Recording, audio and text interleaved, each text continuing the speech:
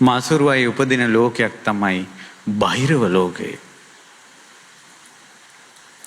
අපාය ගණ අසා ඇති ඔබ, නිරේ තිරිසම් ප්‍රේත දිව්‍ය ලෝක ගැන අසා ඇති ඔබ සමහරට බහිරව ලෝක ගැන අසා නැතුව ඇති. අද ඔය සවම් පුරා බහිරව ලෝකෙ ගැන අහගන්න විස්තර. බහිරව ලෝකෙ උපදින්නේ මසුරු අය. ඔවුන්ට බහිරව ලෝකෙ දිව්‍ය සම්පත්තිය තියෙනවා. බහිරව ලෝකෙ උපදින්නේ පින් තියෙන අය. හැබැයි බහිරව ලෝකෙ කියන්නේ දුක්ඛිත ආත්ම භාවයක්. කෙසේද ඔවුන් උපදින්නේ? මෙන්න මේ විදිහට. ඒ තමයි මෙයා ලස්සන විහාරයක් හදනවා. මනුස්ස ලෝකෙ ඉද්දී විහාරයක් හරි ධර්මශාලාවක් හරි චෛත්‍යයක් හරි බෝධියක් හරි කුටියක් හරි එහෙම නැත්නම් ආරාමයකට ඉඩමක් හරි මෙයා පූජා කරනවා. මෙයා හොඳට මේක හදලා හොයලා බලලා පූජා කරලා හරි සන්තෝෂෙන් ඉමම් බික්කම් ඉමං මේ සේනාසනං හෝ ඉමං ධර්මශාලං හෝ බික්කු සංඝස්ස දේම කියලා දන් දෙනවා. ඔන්න මෙයා පිනෙන් පිරුණා. හැබැයි මේ දන් දීමත් එක්කම මෙයාට ලස්සනට වැඩ කරනවා සංයෝජනයක්. සක්කාය දිට්ඨිය. එයා දැන් පූජා කරපු ගමන්ම ගන්නවා මම හදපු ආවාසේ, මං හදපු ධර්මශාලාව, මං හදපු චෛත්‍ය, මං හදපු බෝධිය, මං පූජා කරපු ඉඩම කියලා සක්කාය දිට්ඨියෙන් අල්ලගත්තා. අරක නැති වුණා. මොකද නැති වුණේ? මුත්තචාගෝ. මුත්තචාගෝ කියන එක නැති වුණා. අත්හැරලම දන් දෙන එක නැති වුණා. ඇල්ලුවා මෙයා. මෙයා අල්ලනවා දැන් මම්ම හදපු ආවාසේ. මෙයා දැන් දන් දුන්නා. ඒත් හිතෙන් ඇල්ලුවා. දැන් මොකද කරන්නේ? මෙයා නිතර බලනවා මේක ගැන. මං හැදුවේ මේක. එන අයටත් කියනවා මං හැදුවේ. මං කළේ ඔකට මෙච්චර ගාණක් ගියා. ඔහොම ඉන්නකොට මේ ආවාසයේ ඉන්න තෙරුන් වහන්සේ මොකද කරන්නේ?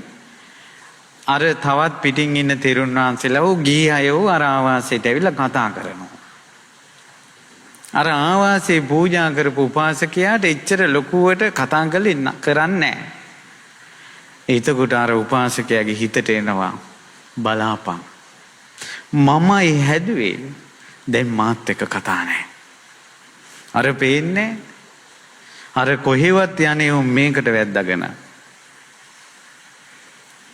දැන් දන් දෙන්න ඕනේ තමා සතු දේ අන් අය පරිභෝග කරනවා දැකලා සතුටු වෙන්නනේ. තමා සතු දේ අන් අය පරිභෝග කරනවට කැමති නෑ. මසුරුයි.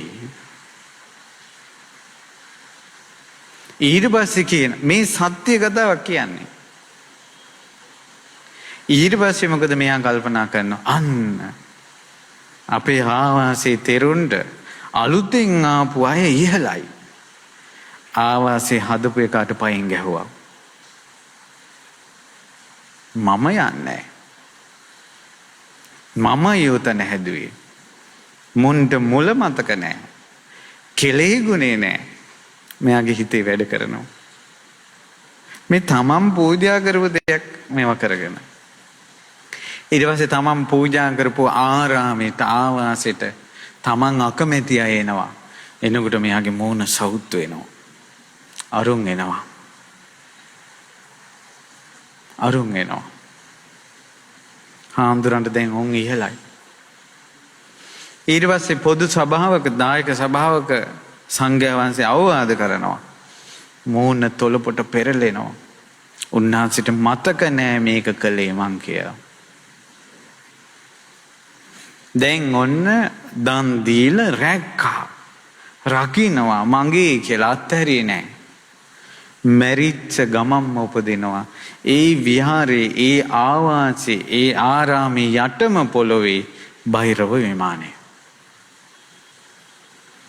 දෙව්ලොව යන්නේ මසුරු කෙනා.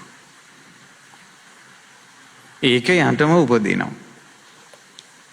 කොහොමද උපදින්නේ? අර තමන් කැමැති ආවාසේ, තමන් හදපු ආවාසෙට අනිත් අය එනකොට තෙරුන් වහන්සේ අවවාද කරනකොට තොල් පොට පිට පෙරළුණානේ. බාහිරවයන්ගේ තොල් තියෙන්නේ මෙහෙම එළියට එල්ලිලා. අඩිය තියෙනකොට කතා කරනකොට මෙහෙම ජොල් හෙල්ලෙනවා. බාහිරවයා.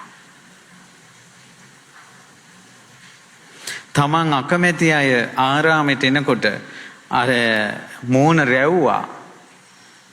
විකෘති ඇස් දෙක, විකෘති මෝන. පින්කමක් කරලා පළල් හිතෙන් හිතුවේ නෑ.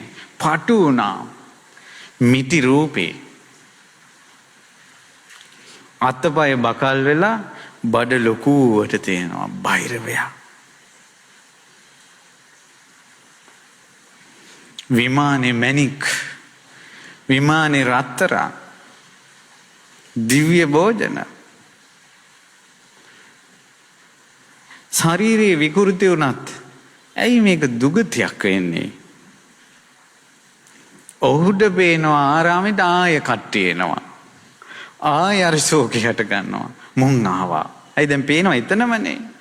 හාමුදුරුවෝ නම් අපවත් වෙනවා. බාහිරයට අවුරුදු 1000 ගණන් ආයුෂ යන්නේ ලේසි. රහතන් වහන්සේලාගේ යුගවල වල බාහිරව වෙලා ඉපදිච්ච අය දැන් හාමුදුරුවෝ මේ භූමියට ගියොත් පන්න ගන්නවා. ඇයි ඒ? රහතන් වහන්සේලා දැකපු අය දැන් ඉන්න හාමුදුරුවෝ දැක්කොත් පන්න ගන්නවා. ඉන්න දෙන්නේ ආරාමයේ. ඔය විහෙර විහාරවලට අර අනිත් කියනවා දන් දෙනකොට මෝන ඇඹුල් කරගත්ත ඒ තමන් පූජා කරපු ආරාමෙට තමන් අකමැති අය එද්දි මෝන මේ සවුත්තු කරගත්ත අය ඒ විදිහටම බහිරව ලෝකේ ඒ මෝනෙන්ම ඉපදිලා. ලේසියෙන් පහදින්නේ නැහැ කාටවත්. දැක්කද පිනක් කරන්න ගිහිල්ලා විච්චි දේ.